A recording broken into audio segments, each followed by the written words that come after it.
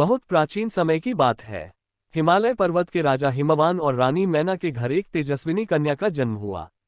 उसका नाम रखा गया पार्वती। बचपन से ही पार्वती अत्यंत करुणामयी, बुद्धिमान और धर्मपरायण थीं। उन्हें तप, पूजा और ध्यान में विशेष रुचि थी। पर उनके हृदय में एक गहरा संकल्प भी था, वे भगवान शिवा को ही अपने पति के रूप में प्राप्त करेगी।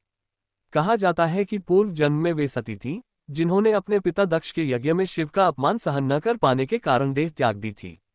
वही आत्मा पुनः पार्वती के रूप में जन्मी थी, ताकि शिव से उनका दिव्य मिलन फिर से हो सके। उधर भगवान शिव कैलाश पर्वत पर समाधि में लीन रहते थे। वे वैराग्य और तप के प्रतीक थे, जटाधारी, भस्म से विभूषित, गले में सर्प धारण किए और संसारिक बंधनों से दूर। देवताओं को चिंता थी कि असुरों का अत्याचार दिन प्रतिदिन बढ़ रहा है। एक भविष्यवाणी थी कि शिव और पार्वती के पुत्र ही तारकासुर नामक राक्षस का वध करेंगे। इसलिए देवताओं ने पार्वती से शिव को पति रूप में पाने के लिए कठोर तपस्या करने का निवेदन किया। पार्वती ने संकल्प लिया और वन में जाकर घोर तप करने लगी। पहले वे केवल फल खाकर रहती, फिर केवल पत्तों पर, और अंत में उन्होंने अन्न और जल भी त्याग दिया। उनकी तपस्या इतनी कठिन थी कि देवता, ऋषि और गंधर्व भी आश्चर्यचकित रह गए। वर्षों तक वे अटल खड़ी रहीं, शिव का ध्यान करती रहीं। उनकी अटूट भक्ति से प्रसन्न होकर शिव ने उनकी परीक्षा लेने का निश्चय किया। वे एक वृद्ध ब्राह्मण का रूप धारण कर पार्वती के सामने प्रकट हुए और बोले, हे सुंदर राजकुमारी, तुम किसके लिए इतना कष्ट उठा रही हो? पार्वती ने विनम्रता से उत्तर दिया, मैं भगवान शिव को पति रूप में पाने के लिए तप कर रही हूँ। वृद्ध ब्राह्मण मुस्कुराए और बोले, शिव तो शमशान में रहने वाले, भस्म रमाने वाले और गले में सर्प धारण करने वाले योगी हैं।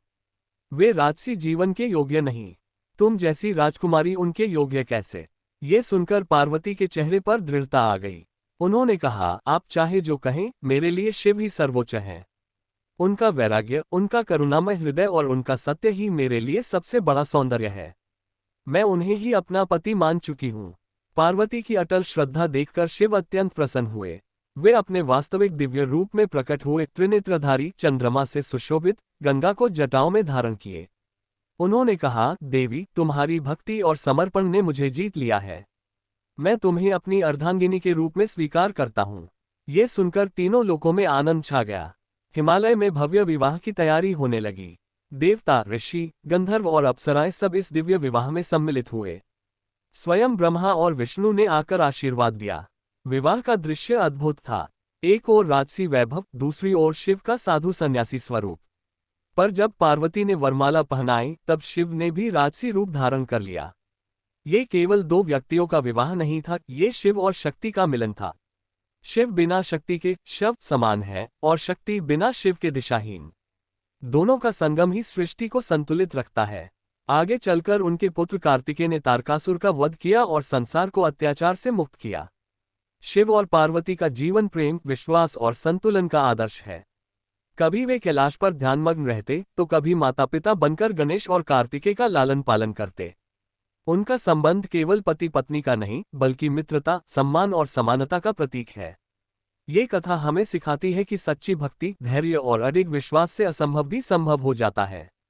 प्रेम केवल बाहरी रूप से नहीं, बल्कि आत्मा की गहराई से जुड़ा होता है। हर हर महादेव।